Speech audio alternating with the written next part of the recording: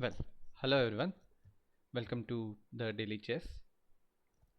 Uh, Small update for today. There was a tournament going on in office, which I managed to win. Today was the semi-finals and finals matches. Uh, Time format was simple, 10 minutes, no increment, and simple rapid games I played. So semi-finals and finals were little bit stronger on stronger end than any other previous matches. People just simply blundered initially. So let's take a look at the these two games to see how decent I performed, and what we can learn from the games. Of course, I've won both games, but there should be something to understand even in that. So e4, e5, knight f3.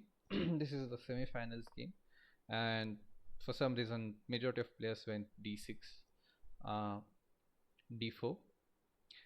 In previous one of the games, my opponent went bishop g4, at which point obviously I captured. Capture was not good because I'll take the queen and king's castling rice will be gone. Uh, so that was the whole idea. So my opponent went bishop takes f3, queen takes f3, and then pawn takes. At this point, I went bishop c4, of course threatening mate, and my opponent went f6. Now I knew this is a bad move as soon as it happened. F6 is always bad. I briefly gave a look at the queen h5 check and can I made, but after g6 I saw that there's nothing. I'll have to move my queen back and there's nothing, and my attention quickly went to queen b3. Of course, this battery, I've faced this battery of queen and bishop, and yeah, my opponent went queen d2, but of course the double threat on uh, b7 pawn was there. At this point this rook is going to die, but going to get captured, but yeah, the opponent went queen c6, and this was quite obvious. So once he lost the queen, that was pretty much it. Anyhow, in this game, my opponent in the semifinals match, my opponent went this way. So I was looking forward to Scotch Gambit or Scotch game. In particular, I've studied that, and that is my main opening from white. So yeah, uh, after this, queen f6 was the move. I knew this is not very great because it's blocking the knights for opening, and the typical idea in Scotch is again queen bishop e3 and knight c3, and then you continue from that point. So because usually this bishop is on c5 and knight is on c6, so I went with the similar idea. I went with bishop e3, bishop e6. Okay, right now it's showing quite a lot of advantage. uh, at the board, I definitely knew I'm not going to capture. Obviously, this restores the pawn structure and gives black breathing room. I gave it a bit of thought, and of course, the most natural developing move I went ahead with. At this point, I knew I'm definitely slightly better because I've developed, and this knight and bishop are big packed, and realized that this bishop is going to get stuck. And after knight e7, yeah, I was quite confident that this guy is not going to see the light of the day. Yeah, so before knight b5, I spent a little bit of time at this position. I was looking at when queen came out to f6. I was looking at this particular pawn. Of course, the natural idea of forking is there. Of course, also in Sicilians, there's this idea of knight d to b5. So I was considering between these two, which one should go to d5, and I just thought, okay, this knight is bit vulnerable ahead in the line.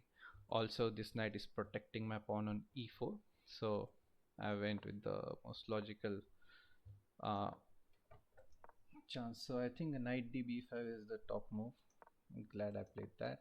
And the only option to save this pawn was to go knight e6. Now, uh, at this point, I was looking at this move, and but I knew the queen will go back once I play this.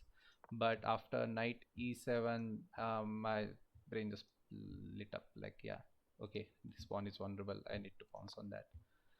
And after knight a6, uh, here I thought for a while. Of course the a7 pawn is hanging, but I did not realize it right away. uh, Here I was thinking, okay, white black king is stuck for a while, what should I go with? I was considering this move. Does it do anything? But yeah, this pawn is guarded, nothing's there. I looked at any other attacking move on queen side, but I could not come up with anything. Um, I wanted to attack the b7 pawn as well. I was considering queen d3 and then maybe queen b5, but of course knight is occupying that square and it will take too many tempes. So, but uh, I thought, okay, let's see queen d2 to castle queen side, and I'll be developed quickly, because since queen is here, if I develop my bishop, maybe there's some bishop h6 and queen g6 ideas. So yeah, because of this particular idea, I just thought, okay, I should go queen d2 and wait. So yeah, I'm glad to see that was one of the top ideas, queen d2. I'll have to look it up, like why queen d2 works. What was the idea by computer? But yeah, who really understands computer lines? Okay, so far I played two top moves. Yeah, after which my opponent, I don't think he castled. Um, if I recall correctly, after queen d2,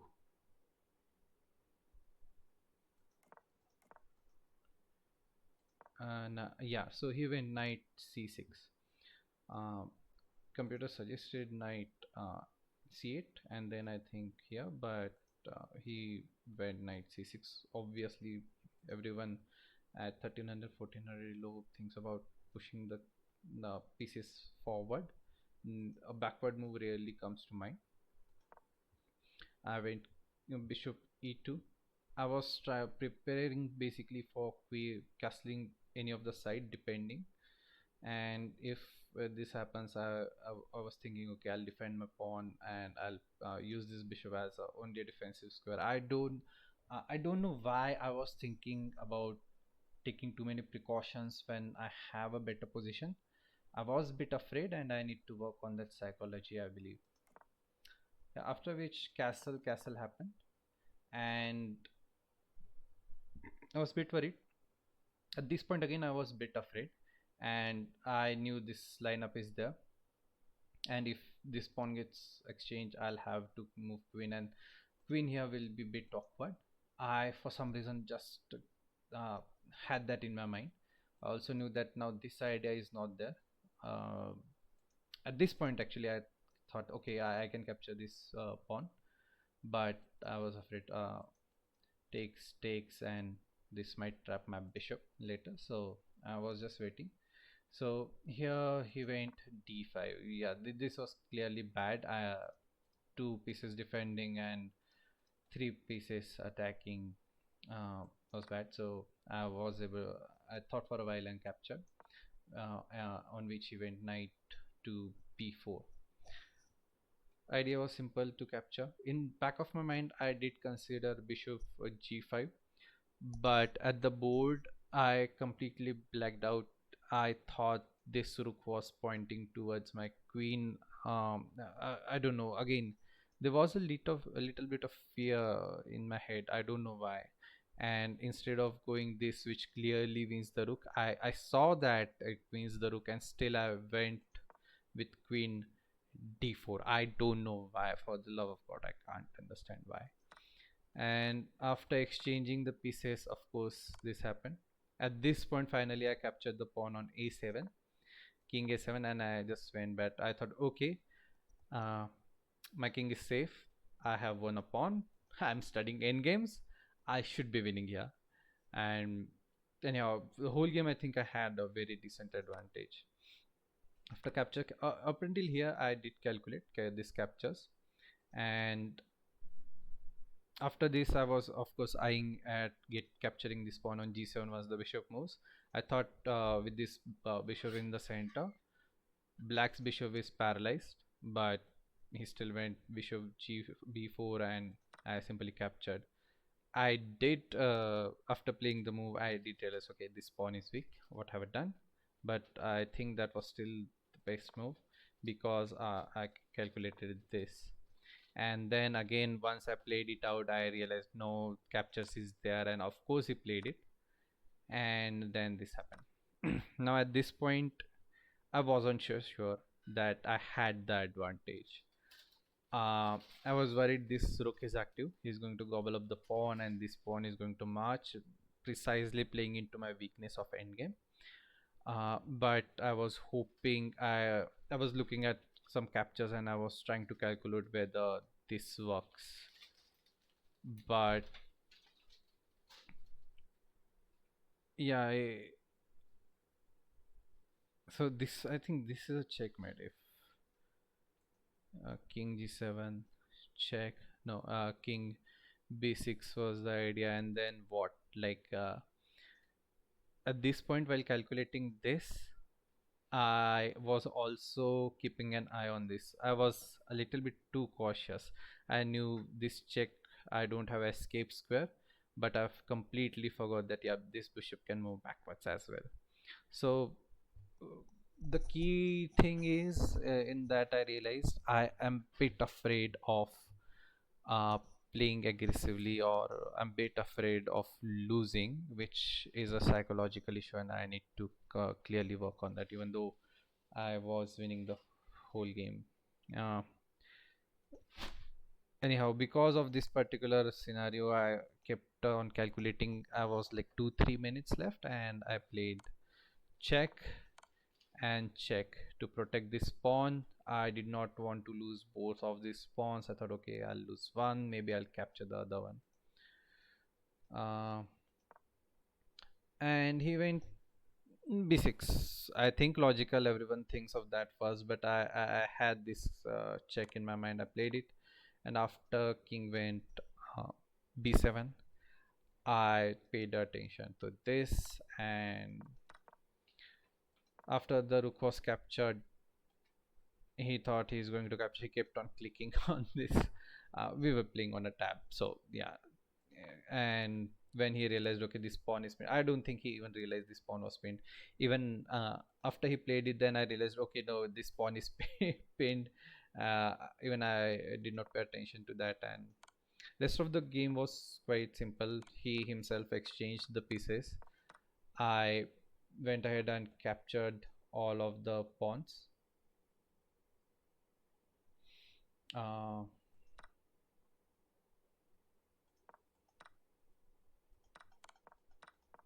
yeah, so from here, majorly, okay, he went knight c7, and this is how overall it went. I kept even knights got exchanged, and after this he simply resigned. At this point he resigned. But yeah, semifinals was nice. I was confident and I won, but I was afraid of losing even in good positions, so I need to work on that. um, After which I started with the second game, the finals. Now in finals my opponent was quite strong. um, of course it's an office event, nobody was rated, not even me. But I think my opponent in finals, he told me he used to play uh, at school level. So I was like, okay, nice. Anyway, the game again went sort of similar way. E4. Again, I had white. We were tossing, and I won't toss both of the time. So e4, e5, and knight f3. Of course, I wanted to play Scotch, and I got the chance. And he waited. I don't think he knew the Scotch game overall. He went captures, captures, and captures. Bit of simplification, but I knew that I have some advantage, and he went d6. Idea, I think, would be to get the bishop out, knight out, and play like that. I went bishop c4, and after knight f6 and knight c3 and bishop e6, I uh, I knew this bishop is loose. I need to pay attention to him. I was looking at c5 and this and what happens then, but I did not see anything too worrisome. But I knew I'm not anything particularly good. uh, I was looking at maybe what happens with this, but I realized this and the knight is free to roam. I did calculate something here I calculate something like this. I don't know. Again, I think a bit blind spot in my calculation. Need to get that sorted out as well. And for some reason I thought this knight jumping in would be good. Captures, or pawn is strong, protected, and up the board, restricting this bishop. Yeah, he went logically. He's playing correct moves. At this point, I went bishop e3. Again, okay, yeah. Here I was calculating. Here I did not want to go bishop g5. I I knew that this bishop is hanging, and if I capture, he'll capture back, and he'll be a knight. So I did not fall for that tactic by the grace of God. I had calculated, so yeah. And he went c6. At this point, I knew I don't have any advantage, even though okay, anyhow, this wasn't too big of an advantage. I knew I don't want to capture this way, exerting pressure here. I'll have nothing. A pawn push is not good. So I knew, okay, I need to capture this bishop. At least I'll have the bishop here. And he went, of course, queen takes. And after this, once this bishop was gone, then I went bishop g5, but which seems to be wrong for. Oh yeah, uh, I did saw takes, and after this I realized, yeah, I'm losing the pawn. I'm a no good player. But he did not see the capture, and he went h6. Both are blind players. Yeah, guys, don't please don't judge. I'm trying to improve. Uh, Here, okay, I saw that my pawn is in center. I can castle both ways, and again that psychological factor that I do not want to lose was there. And I thought, okay, I can simply takes castle, and I can exert pressure here. If he pushes, I can exchange, and I'll have a isolated pawn in the center. I'll be capturing. So that's why I simply went here, and I castled queen side. Now here I did see this move. Okay, what I was hoping for while exchanging this knight, that if queen captures on f2, I'll go rook f2, and I thought, okay, there's one check. I did not see the e3 check. I completely missed that.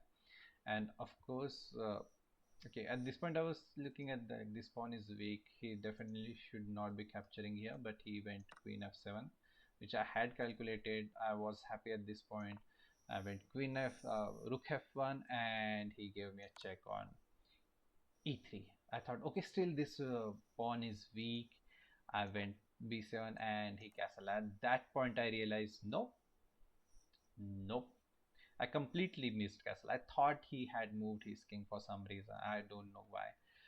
Okay, after playing this, I was completely paranoid about back rank checkmate. Okay, most common and most pathetic way to lose. And after rook takes, he went queen g5, pointing of course at the pawn on g2. I knew that, but at this point my mind was racing towards tactics. I was trying to look for tactics all over the place, so I knew this is pinned.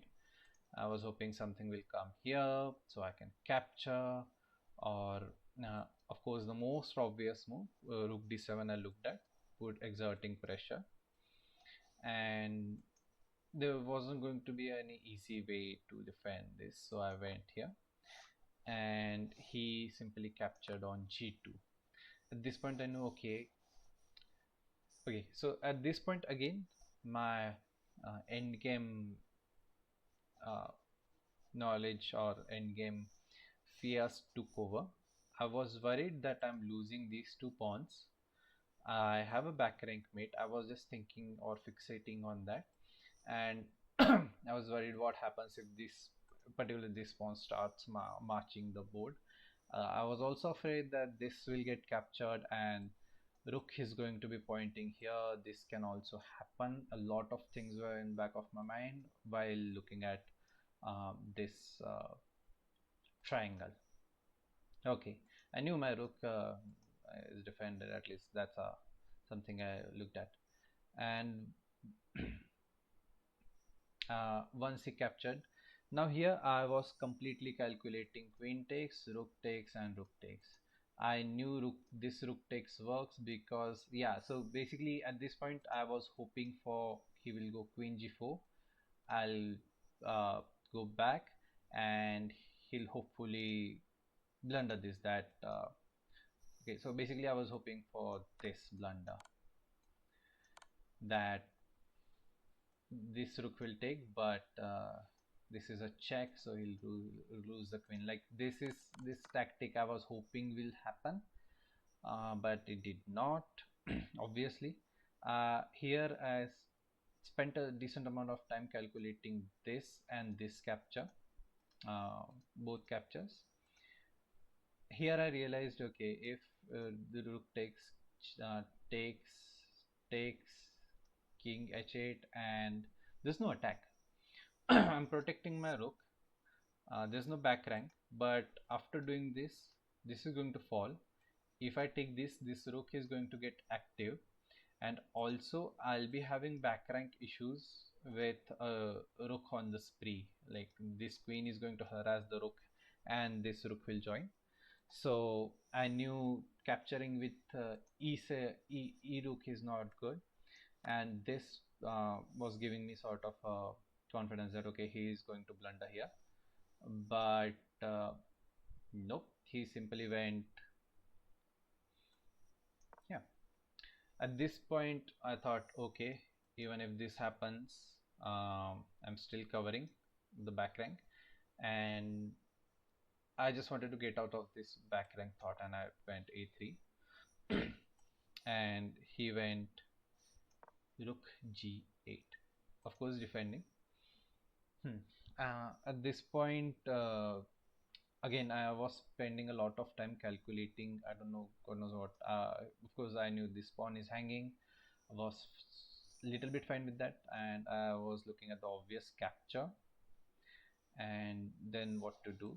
I spent a little bit of time. I captured. I don't know why I spent a lot of time there, and here obviously captured the pawn. So here I was thinking about what will happen if I exchange my queens. I thought my rooks are active, but is that enough? And what I calculated was, if these queens get exchanged, will these two pawns start marching? At this point, I had maybe 2 minutes on the clock, no increments, and I just kept on thinking what will happen. These are two passed pawns. If all these pieces get exchanged, then what? I'm going to lose. I completely missed that. Yeah, I can also push my pawn, but I realized, okay, even if I push my pawn after exchanging queens, this is going like king is there, so he'll march and try to cover up. A lot of just speculation I went through, which was unnecessary. And finally, after thinking everything I went the most obvious capture because it was defending. Looks are defending, there's no back rank. And here he went check.